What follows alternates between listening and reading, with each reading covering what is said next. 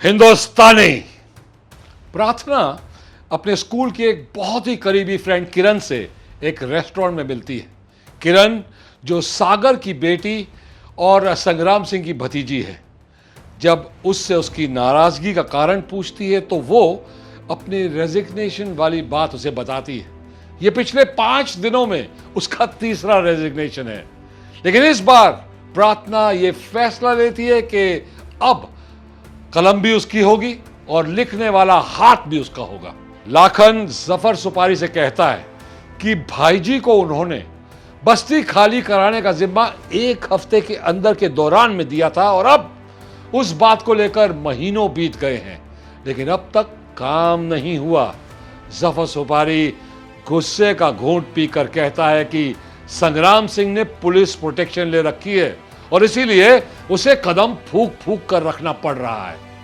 देर से ही सही लेकिन काम जरूर होगा।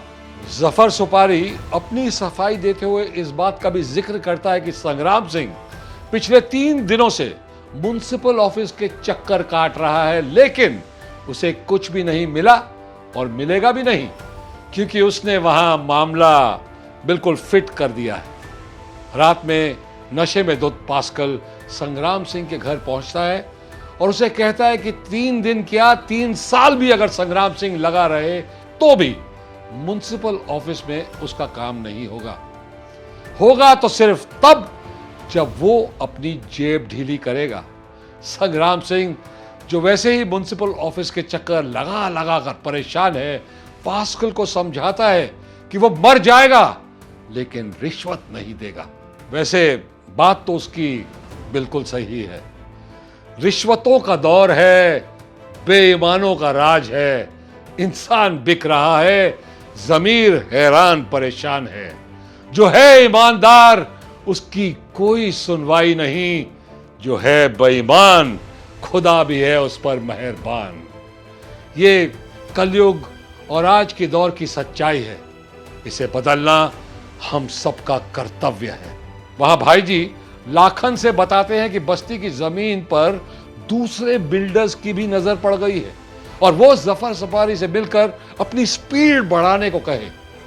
प्रार्थना भाईजी की बेटी है, ये बात हमें अब पता चलती है जब वो अपने पापा को अपने जॉबलेस होने की बात बताती है और अपना फैसला सुनाती है कि वो अब खुद की प्रिंटिंग प्रेस खोलेगी और देशद्रोहियों का पर्दाफाश करेगी।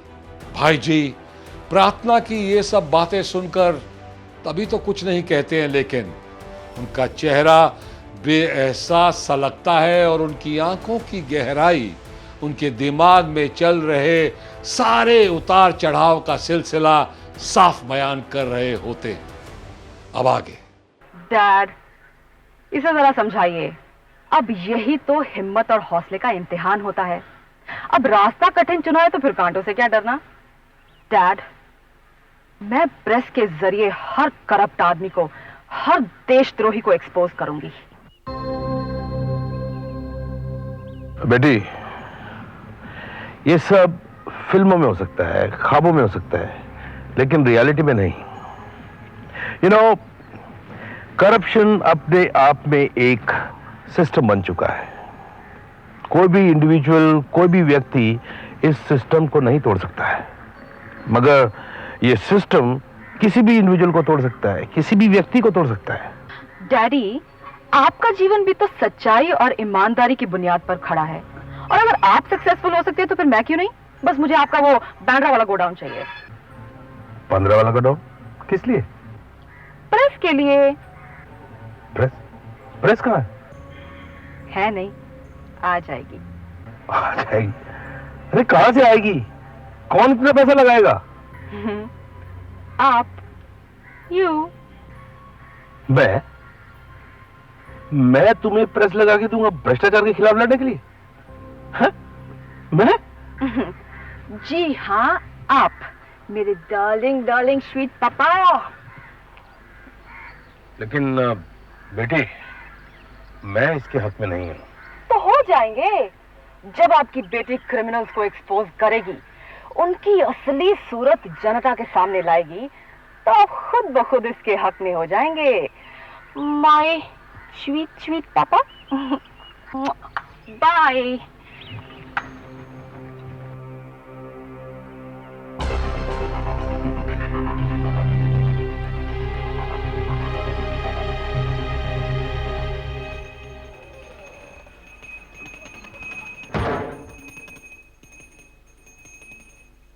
हर वक्त भगवान के सामने घंटियां ही बजाती रहती हैं।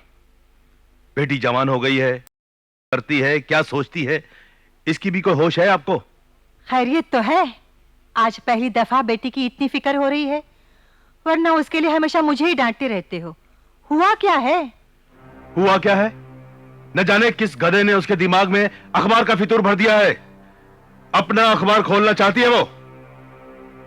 मगर इसमें बुराई क्या है? बुराई अखबार खोलने में नहीं है, लेकिन वो जिस नियत से अखबार खोलना चाहती है, बुराई उसमें है। उसमें सिर्फ बुराई नहीं बल्कि खतरा है, खतरा। सिली गर्ल भ्रष्टाचार के खिलाफ जंग करना चाहती है। ये तो और भी अच्छी बात है। तुम खुद भी तो उन्हीं विचारों के हो। जिस मंच पर खड़े होते हो भ्रष्टाचार के खिलाफ यही तो बोलते हो, देशद्रोही गद्दार है। तुम्हें तो गर्व होना चाहिए कि तुम्हारी बेटी तुम्हारे विचारों को सीढ़ी दे रही है। लिसन, मैं यहां आपका लेक्चर सुनने के लिए नहीं आया हूं, और ना ही मुझे अपने विचारों को बढ़ावा देने के लिए किसी की सीढ़ी चाहिए। वजह नहीं बताओगे? वजह यह है कि इस काम में खतरा है। ऐसे लोग उसके दुश्मन बन जाएंगे जो सिर्फ हिंसा की जबान जानते हैं। किस किस का पर्दाफाश करेगी, किस किस का गिलाफ उतारेगी? अरे यहां सब 52 गज के हैं, 52 गज के। धरती पर खड़े होकर आसमान को ललकारते हैं। अरे जब जब आसमान वाला कुछ नहीं कर पा रहा है तो ये लड़की क्या कर लेगी? देखो डार्लिंग, आप उससे कहें कि वो अपना ध्यान किसी और चीज में लगाए। आप तो जानती हैं कि मैं उससे कितना प्यार करता हूं। अगर उसे कुछ हो गया ना तो मेरे लिए जीना मुश्किल हो जाएगा। बस आप उसे साफ साफ समझा दें कि जो वो करना चाहती है उसकी इजाजत मैं हरगिज नहीं दूंगा।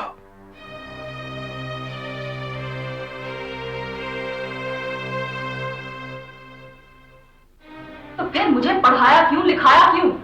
चौथी पास होते ही बांध देना था किसी खूटे के साथ। ऊंची सोसाइटी में उठने बैठने की बातें करता है। बेटा कुछ भी करे सब ठीक है, कोई फर्क नहीं पड़ता। और अगर बेटी करे तो मॉडर्न ख्यालात, वक्त के साथ चलने की बातें सब सिकुड़ के पिछली सदी में चली जाती हैं। तुम अपने डैडी को गलत समझ रही हो बेटी। जो प्रोफेशन तुमने चुना है उसके खिलाफ है वो। तुम समझने की कोशिश भी नहीं कर रही। इसमें तुम्हारी जिंदगी को खतरा है बेटी। मेरी ही जिंदगी को क्यों माँ? मौत का खतरा तो किसी की भी जिंदगी के साथ हो सकता है। और ऊपर से कौन कितनी लिखा कर लाता है, कोई बता सकता है? बोलो। मैं कुछ नहीं जानती। मैं सिर्फ इतना जानती हूँ कि तुम्हारे डैडी अखबार खोलने के लिए तुम्हें जगह हरगिज नहीं देंगे। वो लोगों को सर ढकने के लिए मकान बनाकर दे सकते हैं, मंदिरों और संस्थाओं में चंदा दे सकते हैं, लेकिन अपनी ही बेटी को 2 साल से खाली पड़ा एक गोदाम नहीं दे सकते। नो प्रॉब्लम, मैं भी उन्हीं की बेटी हूं, और मुझे चाहे अपनी प्रेस का दफ्तर किसी पुल के नीचे ही क्यों ना खोलना पड़े, मैं वहां जरूर खोलूंगी, लेकिन उनसे कभी भी दोबारा वो गोदाम नहीं मांगूंगी। हेलो सलमा, हाँ मैं प्रार्थना बोल रही हूँ। यार डैडी ने वो जगह देने से साफ इनकार कर दिया है। तू क्या कह रही थी उस दिन, तेरे अंकल प्रेस किराए पर चलाने के लिए देना चाहते हैं? हाँ, तू उनसे बात कर ले। मैं कल सवेरे ही डिपॉजिट लेकर आ रही हूं और प्रेस का पोजीशन हम कल ही ले लेंगे।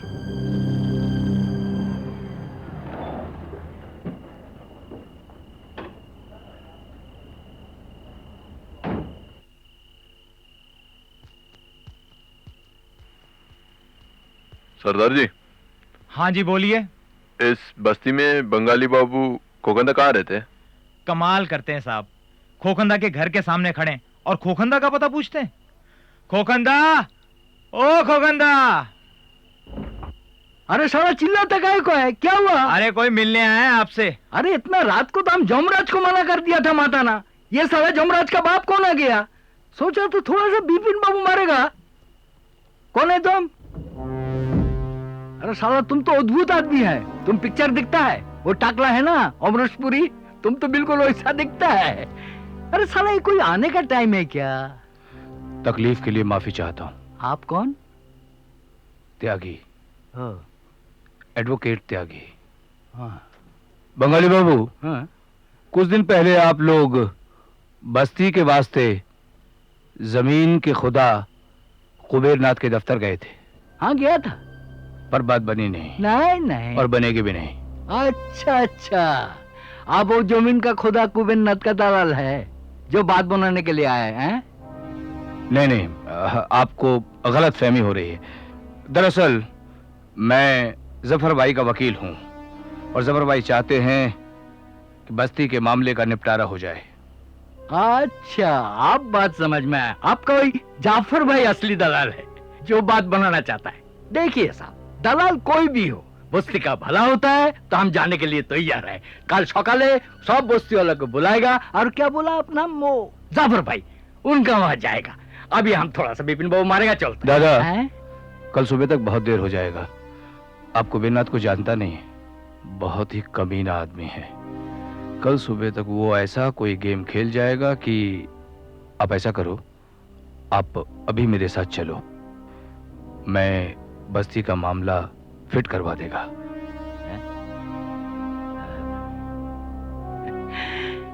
बस्ती का मामला फिट करा देगा, ठीक है। जब आप इतना जोर लगाता है तो जाना ही पड़ेगा। आप एक मिनट ठहरो। तिनका, चोर की दाढ़ी में तिनका, ये महाभारत सुनते आए थे, आज देख भी लिया। आप ठहरो, हम अभी आए हैं?